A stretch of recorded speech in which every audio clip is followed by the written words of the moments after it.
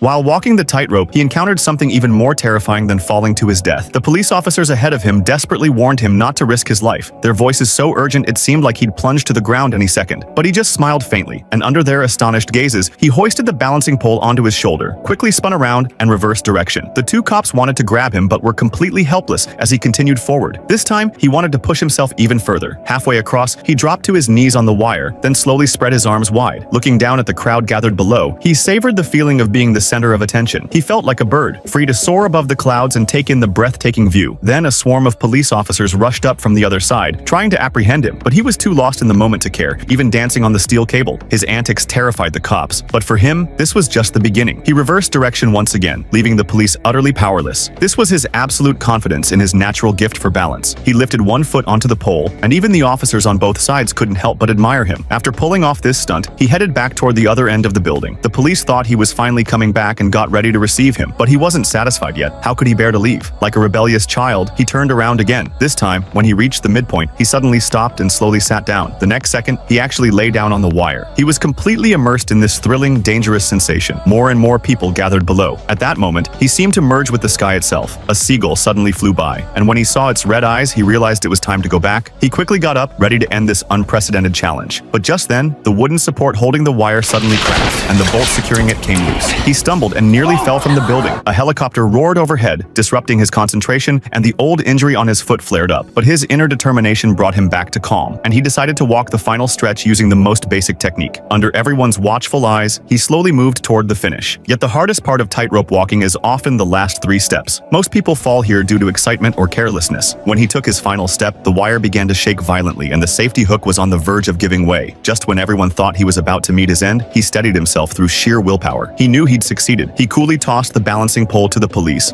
and the moment he stepped onto the platform, they pinned him to the ground. But he had no regrets. This is a true story, adapted from the legendary life of artist Philippe Petit. When faced with the choice between living an ordinary life or an extraordinary one, he chose to live for himself. Are you living your life the way you want to? Follow me to watch the next exciting segment of this film.